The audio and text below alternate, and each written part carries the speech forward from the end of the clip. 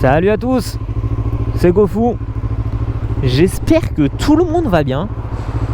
Aujourd'hui, on est parti pour une petite story time sur une histoire qui m'est arrivée il y a maintenant 2 ans et que je trouve intéressant de vous raconter. Alors le principe de la story time, à travers mes vlogs moto, c'est de raconter une expérience qui a pu m'arriver, donc soit en moto, en vélo, en voiture, enfin vraiment tout ce qui touche au domaine de la route, mais pas que.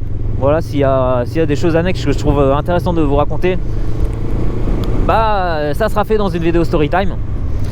Et le but, quand c'est possible, c'est de pouvoir débriefer un petit peu de cette expérience, évaluer les problèmes qu'il y a eu, les erreurs qui ont été commises, dans le but de ne pas les reproduire tout simplement. Donc on va commencer sans plus tarder l'histoire. Là, je vous emmène, j'y suis directement. Regardez sur la droite, c'est là que tout a commencé, il y a maintenant 2 ans. Je vous refais un petit peu le même trajet et je vous explique ce qui s'est passé juste par la suite. Donc pour vous mettre dans le contexte, il y a 2 ans, l'été, donc c'était en juillet, je fais un petit job étudiant et je bosse de nuit. Donc mes horaires c'est du 21h 4h. Et comme chaque soir, je pars vers 20h30 de chez moi en voiture et je prends cette magnifique rocade. Donc là je suis exactement là où je suis. Je commence à m'insérer. Hop. J'accélère, je me mets à 90 parce que la rocade est limitée à 90. Et rapidement j'ai des voitures devant moi. J'essaie de commencer le dépassement. Notez bien que là il y a un terre-plein central. Un peu plus loin vous allez voir, ça sera seulement des barrières. Et c'est au niveau de ces barrières que le presque accident a eu lieu. J'arrive ici, il fait un peu nuit, les voitures commencent à avoir leur phare. Et voilà, ça s'est passé juste là. Ce qui s'est passé ici, c'est que à cet endroit là, d'un coup, juste avant d'entamer mon dépassement, j'ai été ébloui par des phares de voiture. Ébloui parce qu'il y a un gars en face qui est tout simplement en plein phare. Alors moi je me dis qu'il est sur la voie d'à côté et que bah voilà, ça va durer 2 secondes. Pendant 2 secondes je vais être ébloui et après je pourrais continuer mon dépassement en bonne visibilité, on va dire. Sauf que ce qui se passe, c'est pas du tout ça. En fait j'arrive à cet endroit là et d'un coup, je dis bien d'un coup, je mets un coup de volant sur la droite. Je mets un coup de volant sur la droite parce que le gars que je pensais être en face, sur la voie d'à côté, je me rends compte qu'en fait, il arrive droit sur moi.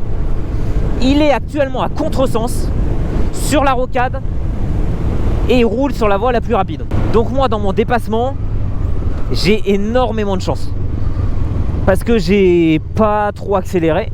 Je me suis mis à 90. Ce qui fait que la voiture que je devais dépasser, j'étais pas encore à sa hauteur. Donc j'ai toute la liberté de mettre ce fameux coup de volant sur la droite. Mais le problème, c'est le gars d'en face. J'ai pas compris. J'ai pas compris ce qui s'est passé. Alors sur la vidéo, on a l'impression que je réagis avec 5 secondes de retard. On a l'impression que mon temps de réaction est éclaté. Mais en fait, je vous jure que c'est pas évident. Je vous jure que c'est pas évident parce que dans ma tête, le gars en plein phare qui est en train de m'éblouir complètement, il est sur la voie d'à côté. Pour moi, il n'y a aucun monde, mais vraiment aucun, qui soit sur ma voie. Genre, personne se dit ça. Pour moi, c'est juste, voilà, avec l'effet des barrières, je suis ébloui, je vois rien, et tant pis, le gars, il a oublié d'enlever ses pleins phares, c'est comme ça. Et là, je peux vous dire que j'étais dans un état, je me suis jamais senti aussi mal de ma vie. Mais clairement, là, à ce moment-là, les gens qui disent, je me suis vu mourir, vraiment, j'ai cru que c'était fini. Avant j'étais toujours en mode ouais merci, tu t'es vu mourir, t'as vu ta vie défiler. Je pensais que c'était un peu du pipeau. Mais là clairement je me suis vu mourir. Là j'ai tout de suite compris que ce qu'ils disaient ces personnes là depuis le départ,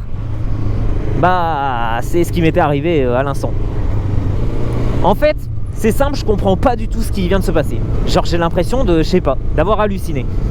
Et je vous dis ça parce que pendant vraiment, honnêtement, pendant 5 minutes, juste après que ça soit passé, je me dis j'ai halluciné, j'ai foutu un coup de volant, ça aurait pu être super dangereux, il n'y avait personne en face.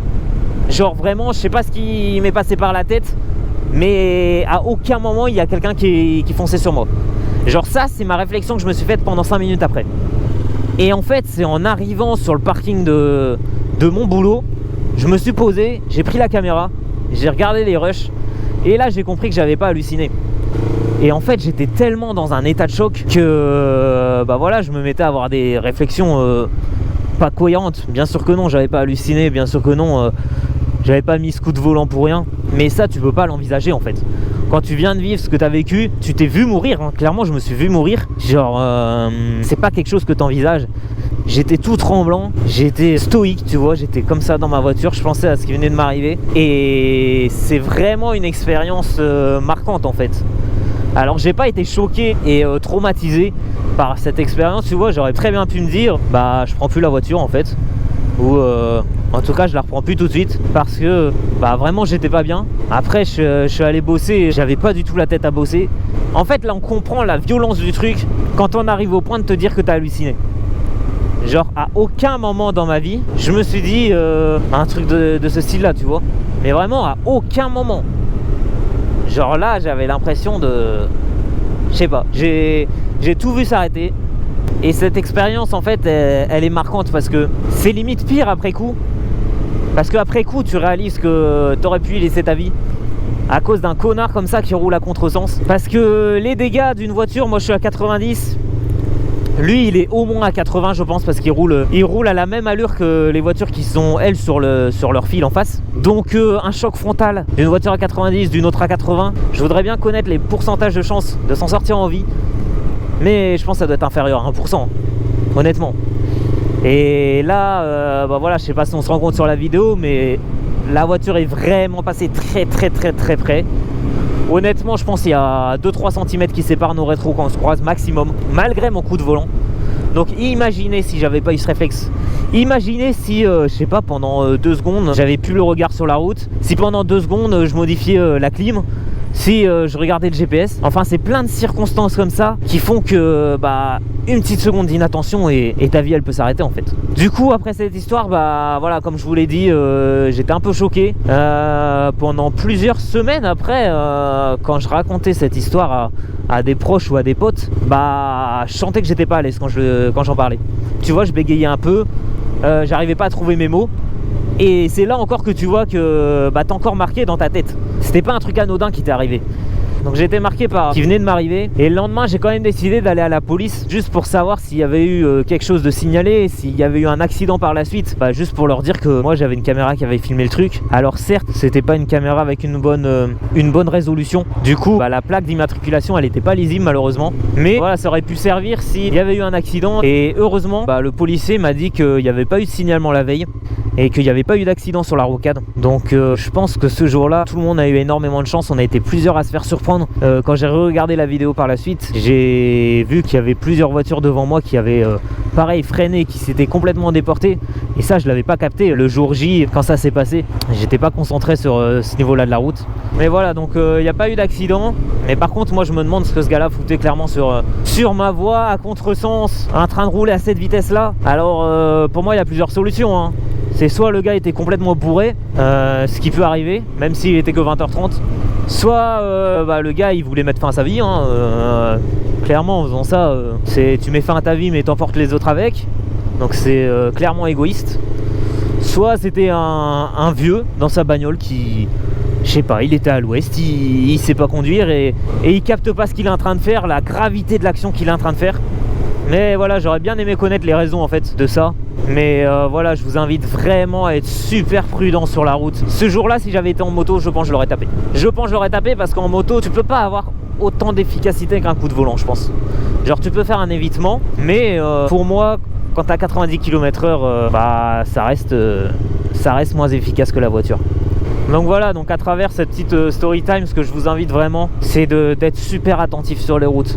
Il y a des moments même, ce qu'on pense être impossible, bah ça arrive. Et il faut savoir faire avec et anticiper la situation. Mais du coup, ouais, voilà, soyez super vigilants sur la route. N'ayez pas votre téléphone en main, ça va vous servir à rien. Vous serez plus déconcentré qu'autre chose. Là, imagine si j'avais été sur mon téléphone, bah je serais plus là aujourd'hui pour vous parler. Donc faites gaffe à ça. Et la seule erreur que j'ai commise, pour moi, à ce moment-là, c'est de ne pas avoir appelé la police au moment des faits. J'aurais dû prévenir qu'il y avait un gars sur la rocade. Je pense que ça aurait été la meilleure solution pour essayer de limiter les dégâts par la suite. Heureusement pour moi, il n'y en a pas eu, il n'y a pas eu d'accident. Mais voilà, c'est peut-être le seul truc que je vous recommande de faire dans ces moments-là, c'est de prévenir les forces de l'ordre. Bah voilà, après j'étais dans un état de choc, j'avoue, j'ai vraiment pas eu la tête à ça. Mais voilà, tout ce que je peux vous dire, c'est vraiment faites attention sur la route, prenez soin de vous. Et puis bah, on se retrouve la semaine prochaine, vendredi 17h, pour une nouvelle vidéo. Je sais pas encore ce que ce sera, mais je suis sûr que ça va vous plaire. Allez, je vous laisse là, je vous souhaite une bonne fin de journée, un bon week-end, et puis bah, des bisous, hein. Ciao ciao.